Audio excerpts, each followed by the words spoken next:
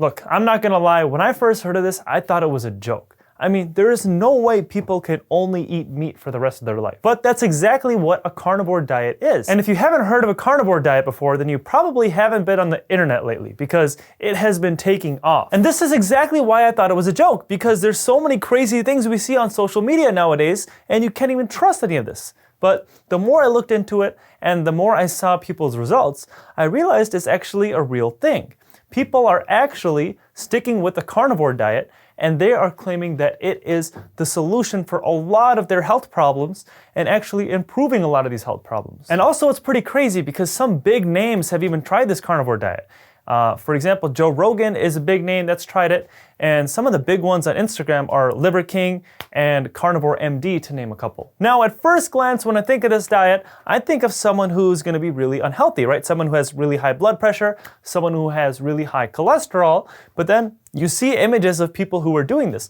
Like Carnivore MD, for example, I don't know if you looked at him, but this guy has like the perfect body, and his diet is not what a typical healthy diet would be like. Now, I will say this, there are different types of carnivores out there, and I just know this because of what I've seen on social media, but some of these carnivores will claim to only eat meat, and some will say they have more of an animal-based diet, where they eat meat, but they also have like dairy, and they also, sometimes they eat fruits, or stuff like that. So there's different ranges of what a carnivore is. But one thing all these carnivores have in common is they do not eat vegetables. And this is mind-blowing, right? Because they have to know something that the rest of the world doesn't, right? Because the rest of the world has been taught that vegetables are the best thing for you.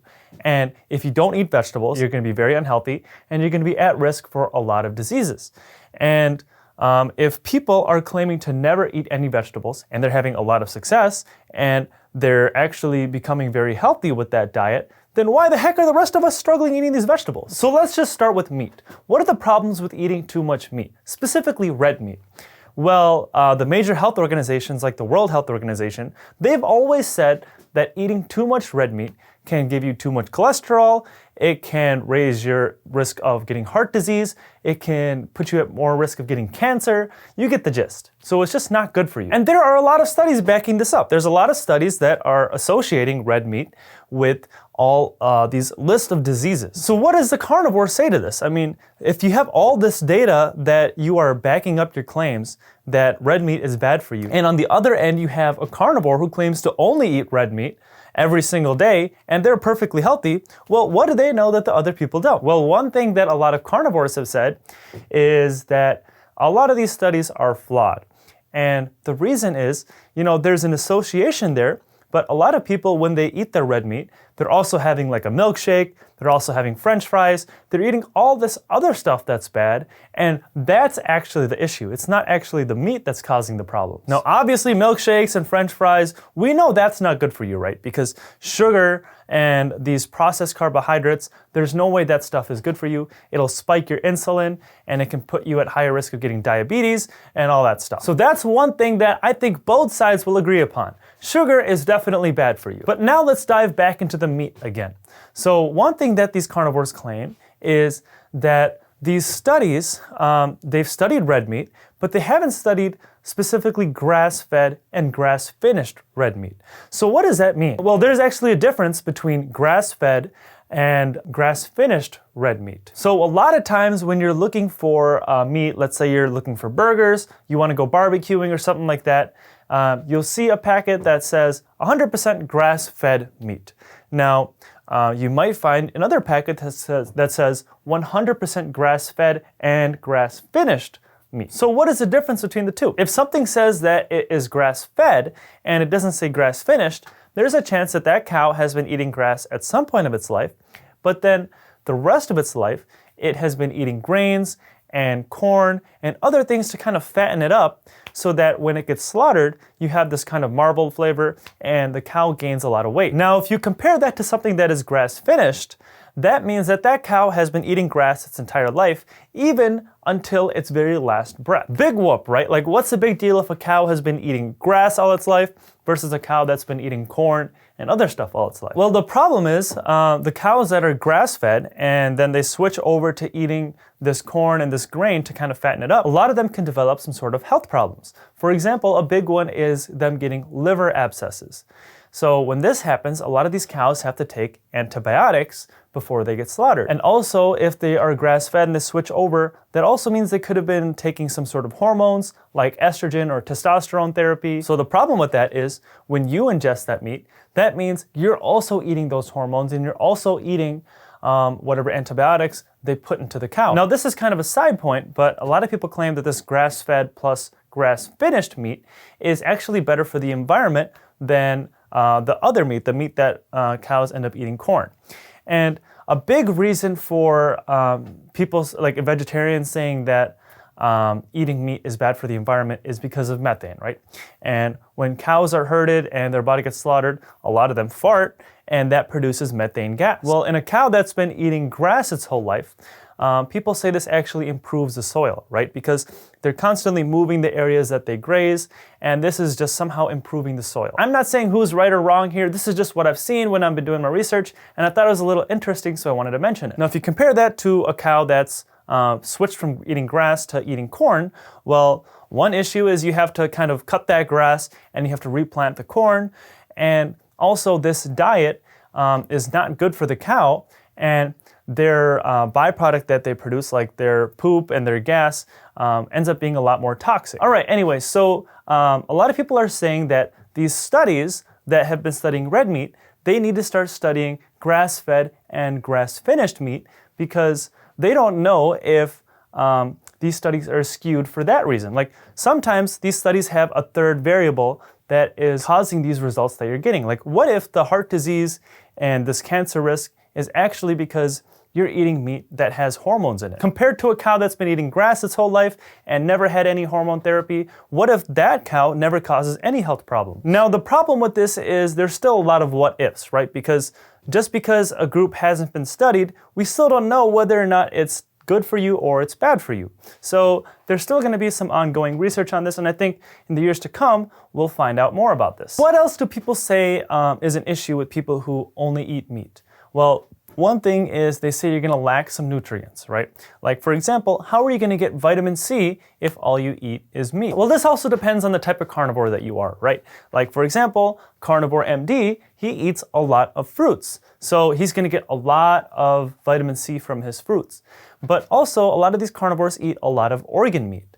Now, this is one thing that I can kind of see the benefits with, because a lot of organs have a lot of vitamins in them, especially fat-soluble vitamins. But in general, you can get a lot of nutrients from organ meat that you don't necessarily get from other types of meat. So this is a really easy counterpoint for a lot of carnivores. Now, obviously, you can still get these vitamins and these nutrients from other diets as well. It doesn't mean that only carnivores can get these nutrients, but it does show that they still can get their nutrients with a carnivore diet. Now, another thing that a lot of people say that carnivores don't get in their diet is fiber, right? Because how are you going to get fiber when all you eat is meat? Well, this is one interesting point that a lot of carnivores have disagreed with. And they say that you just don't need fiber. If you're on a carnivore diet, there's no reason for you to have fiber in your diet. And again, I'm not saying who's right or who's wrong here. I'm just kind of giving you guys information, and I want you guys to let me know. What do you think about this? Now, what's another issue that you can get from eating all this meat all the time? Well, obviously, it's your cholesterol, right? Because that's one of the biggest things. They say when you're doing your blood work and you have high cholesterol, you need to stop eating red meat. Well, obviously, someone who only eats meat and only eats red meat every single day, they're going to have a high cholesterol, right? And what do we know about cholesterol? Well, what we've been told for years is that LDL is considered your bad cholesterol, right? LDL stands for low density lipoprotein, and HDL is considered your good cholesterol, and HDL stands for high density lipoprotein. But what we've been finding is that isn't necessarily 100% true. For example, HDL has been considered your good cholesterol, but now you have a lot of doctors saying that HDL isn't necessarily that good. Because the reason it's been thought of as good is because it's thought to kind of take away cholesterol from your arteries and your bloodstream and take them to your liver for disposal. But now what we're seeing is within your HDL, there are different subtypes. And some of these subtypes are good and some of these subtypes are bad. And just because it's HDL, it doesn't mean that it's necessarily good all the time. And it's the same thing with your LDL. There are some specific subtypes in it, and some are worse than others. And some of your LDL isn't so bad, and some of your specific types of LDL are very bad. But one thing that a lot of doctors have in common, and they're saying, is if you have high numbers of your cholesterol, like high numbers of your LDL, then this is bad. No matter what the subtype is, high numbers of LDL is bad. So what are the worst things that you can have? Well, if you have a high LDL and a low HDL, then this is a very bad sign. And this is a sign that you might have some sort of insulin problem, like you could have diabetes or some other type of issue. So basically, there needs to be more research on this, right? Because it's not as simple as it seems. So just because you have a high HDL, it doesn't necessarily mean that you're healthy, right? Because this has all been based on correlation. So people who have higher HDL, they tend to have lower incidence of heart disease and diabetes, etc. But it doesn't necessarily mean the high HDL is preventing you from having these diseases, right? And there's actually some evidence on this. People who have genetically high HDL versus someone who does not have genetically high HDL, it doesn't improve their risk of getting heart disease or diabetes or anything like that, right? You would think if HDL is the thing that's actually improving your risk, then if you're genetically born with a high HDL cholesterol, that you're genetically going to have a lower risk of getting heart disease. But that's not the case. So there are other factors. There are other factors that are playing into you getting heart disease and diabetes and other diseases that your HDL and LDL numbers aren't telling you. So also there's some data out there saying that if you have low triglyceride numbers, triglyceride is basically your fat. So if you have low numbers of triglyceride and you have high LDL, which is again the bad cholesterol, that those numbers are going to be artificially high for some reason. And they're saying that something with the equation with how we calculate LDL, when you have low triglyceride numbers, something is wrong with that equation. So those numbers aren't as high as they seem. And this is what makes it so confusing, right? Because people who are carnivores, they can look really, really healthy, but they'll have a really high cholesterol. For example, again, Carnivore MD looks super healthy, but he has a very high cholesterol. He actually came out in one of his videos and said that he has a very high cholesterol. But when you look at him, you can see that he definitely is not overweight, he's not obese, and he says that he doesn't have diabetes, and honestly, it doesn't look like he has diabetes. So if you want further proof that this carnivore diet is, or in fact, a real thing, well, there was actually like the beginning of studies on this carnivore diet. So just a year ago, there was a study that was published, and it was basically studying over 2,000 people, but all it was just a survey, and it was people who were on this carnivore diet for about a year and a half. So it was basically studying their symptoms, studying their incidence of certain diseases, their blood pressure, etc. Now, obviously, this level of evidence is not very high, right? A survey is probably like the lowest level of evidence we have out there.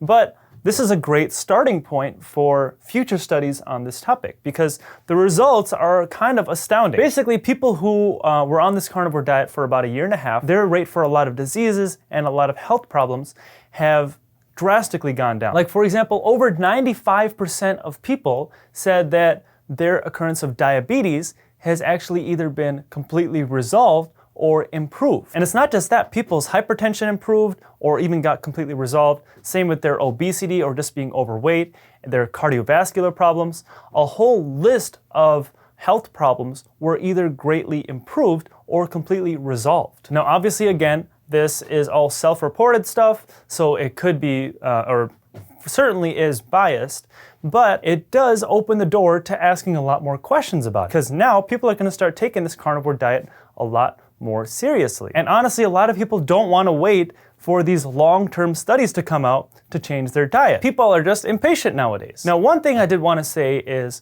a lot of people who I've seen been taking this carnivore diet, again, I'm going to talk about Carnivore MD or Liver King, they are very active. And that's part of the reason probably why they look so good. I mean, some people will say Liver King looks like he's on steroids, but this Carnivore MD guy, I mean, he looks very good. And honestly, some of these carnivores are probably eating better than like 95% of Americans out there. Because a lot of people, especially when they think of a carnivore diet, they think of processed meats. They think of like sausages, they think of like bacon, all this unhealthy stuff. But actually, when you look at this diet, they're actually eating very clean meats. For the most part, at least, they're not eating anything that's too processed or anything like that. Now, obviously, it varies person to person. This is just from what I've seen from people who look very good on this carnivore diet. So what do you guys think about this carnivore diet? And have any of you tried it or anything? If you have, I want to know. Let me know in the comment section below. As always, thank you for watching. If you haven't already, hit that thumbs up button and subscribe to my channel below. I will see you in the next video.